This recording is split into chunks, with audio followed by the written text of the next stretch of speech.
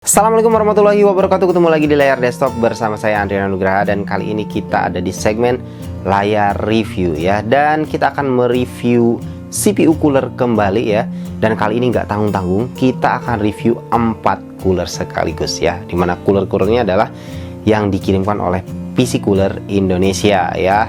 Coolernya bisa teman-teman lihat ini. Jadi ini ada 4 cooler yang akan kita review kali ini. Nah, ada kabar baik juga, dimana keempat cooler ini juga akan kita giveaway kan semuanya. Jadi nggak tanggung-tanggung, semuanya akan di giveaway kan untuk teman-teman di rumah ya.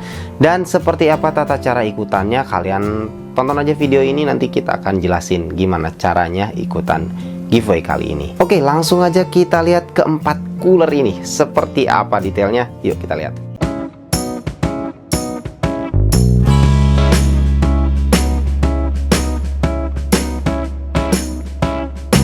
Ya, seperti halnya dijelaskan di awal tadi, PC Cooler Indonesia kali ini ngirimin 4 buah cooler sekaligus ke layar desktop, dimana ini adalah cooler dengan rentang harga 100.000 sampai 300.000. Jadi di bawah 300 ribuan. CPU cooler yang pertama itu adalah PC Cooler E126M Pro ya. Ini adalah CPU cooler yang bentuknya seperti stock cooler ya, stock cooler AMD ataupun stock cooler Intel. Jadi modelnya masih sama seperti stock cooler, jadi bukan heatsink tower seperti itu.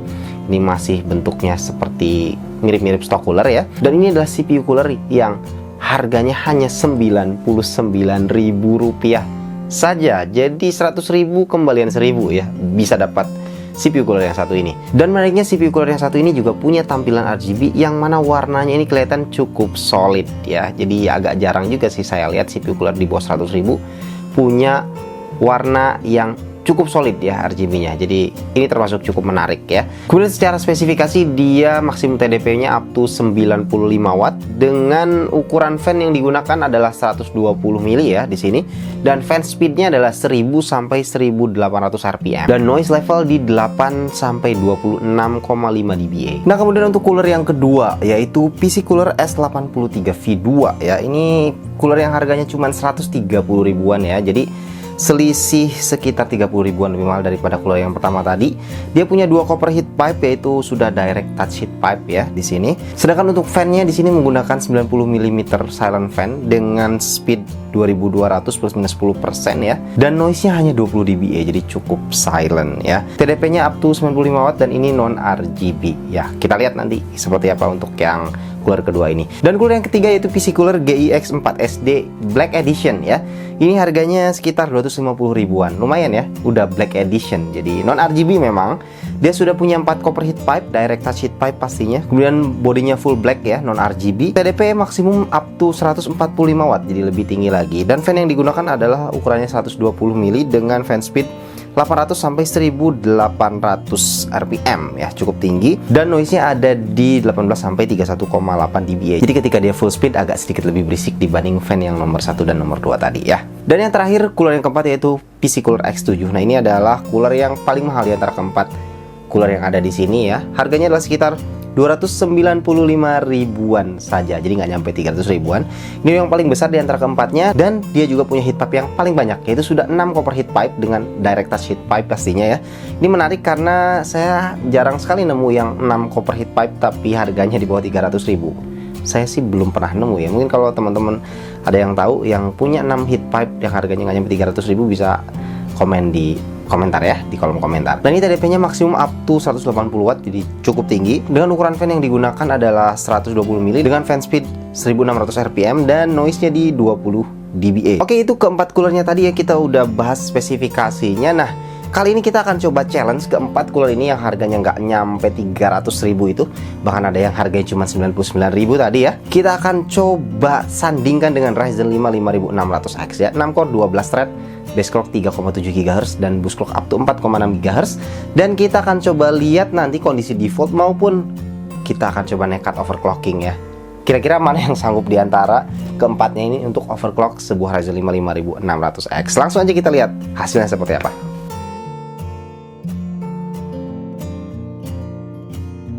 Nah, untuk pengujiannya, karena ini cukup banyak cooler di sini, kita akan tes satu pengujian aja, yaitu kita akan jalankan Cinebench R20. Cinebench R20 ini termasuk salah satu skenario terberat lah ya untuk stress test sebuah prosesor, dan untuk ngetes cooler ya salah satunya yang sering kita gunakan adalah dengan Cinebench R20 ini. Dan kita akan bandingkan juga dengan stok coolernya dari Ryzen 5 5600X, yaitu AMD Wright Stealth ya. Kita akan lihat seperti apa perbedaannya. Untuk cooler yang pertama yaitu E126M Pro, ini dalam kondisi defaultnya Ryzen 5 5600X, ternyata maksimum temperaturnya itu sampai 95,1 derajat Celcius ketika 5 kali loop dengan Cinebench R20. Ya, temperatur yang tergolong tinggi ya, tapi saya agak terkejut juga ya, karena sebuah CPU cooler yang harganya nggak nyampe 100.000 ini ternyata bisa menjalankan Ryzen 5 5600X dalam kondisi defaultnya dengan temperatur saat menggunakan Cinebench R20 5 kali loop itu di sekitar 95 derajat Celcius tadi ya. Jadi artinya untuk pemakaian sehari-hari aja sih saya rasa CPU cooler ini sanggup untuk jalankan Ryzen 5 5600 ya untuk kondisi defaultnya. Ya, kecuali kalau di overclock ya udah wassalam sih kalau untuk cooler seperti ini. Nah, kalau kita bandingkan dengan stock coolernya AMD yaitu AMD Wright Stealth di sini, itu saat kondisi defaultnya dia maksimum di 88,9 derajat. Jadi masih lebih baik sih daripada E126M Pro ini. Nah, jadi E126M Pro ini diperuntukkan untuk siapa ya? Saya rasa untuk prosesor-prosesor kelas i3 10100, 10100F, 9100F, atau bahkan sampai i5 10400F, ini masih bisa jadi opsi yang cukup menarik buat teman-teman, karena harganya juga nggak nyampe 100.000 dan punya tampilan RGB yang saya rasa nyala RGB-nya ini cukup solid, yang cukup menarik lah ya di harganya yang nggak nyampe 100 ribuan. Jadi pasangan tepatnya mungkin untuk kelas prosesor-prosesor yang nggak usah overclocking seperti prosesor-prosesor Intel ya yang seri F. Dan untuk cooler yang kedua yaitu S83V2 yang harganya 130.000 tadi ya, jadi selisih 30 ribuan lebih mahal dibanding yang cooler yang pertama tadi. Saat kita jalankan Cinebench R20 5 kali loop, itu temperatur maksimalnya ternyata hanya 80,1 derajat Celcius saja ya. Itu artinya CPU cooler yang harganya 130 ribuan ini sanggup untuk bisa handle sebuah Ryzen 5 5600X ya dalam kondisi defaultnya.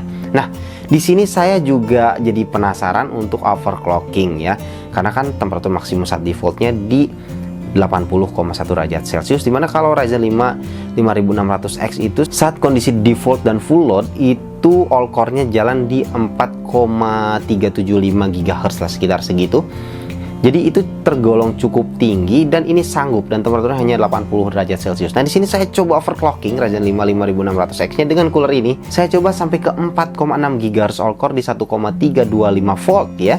Dan ternyata maksimumnya itu sampai ke 111,3 derajat Celcius hanya untuk satu kali loop saja. Jadi saya nggak berani lanjut. Jadi kalau kalian pakai cooler seperti ini, saya rasa hanya untuk jalankan default aja, jangan main-main overclocking kalau pakai cooler yang seperti ini. Tapi setidaknya catatannya adalah cooler ini punya performance yang lebih baik daripada stok cooler AMD yaitu AMD Wright Stealth ya. Jadi kalau tadi di defaultnya dia dapat cuma 80,1, sementara Wright Stealth itu di 88,9 derajat Celcius. Jadi 8 derajat Celcius lebih dingin dibanding dengan Wright Stealth ya untuk kondisi default. Jadi 130 ribuan worth it banget sih kalau menurut saya cooler yang satu ini ya. Dan cooler nomor 3 yaitu GIX4SD. Nah, di sini saat kondisi defaultnya itu temperaturnya lebih dingin lagi dibanding cooler-cooler sebelumnya ya.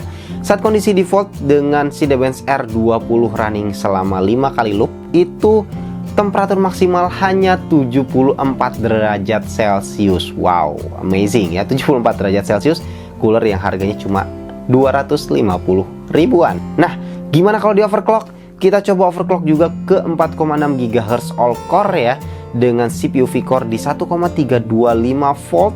Itu temperatur maksimalnya ada di 94,8 derajat Celcius. Jadi cooler yang satu ini secara mengejutkan bisa dipakai untuk overclocking Ryzen 5 5600X ya. Dan itu untuk worst scenario saya rasa ya. Jadi jarang sekali aplikasi-aplikasi yang kita pakai sehari-hari yang loadnya seberat Cinebench R20. Jadi kalau untuk overclocking dan hanya untuk gaming aja, rendering, saya rasa CPU cooler ini sanggup untuk bisa handle sebuah Ryzen 5 5600X dalam kondisi overclocknya gitu. Ya luar biasa ya, 250.000, tampilan full black yang cakep juga. Kalau kalian nggak mau yang RGB-RGB-an, ini opsi yang menarik ya. Jadi ya 250 ribuan saja ya. Dan untuk cooler yang keempat yaitu PC Cooler X7.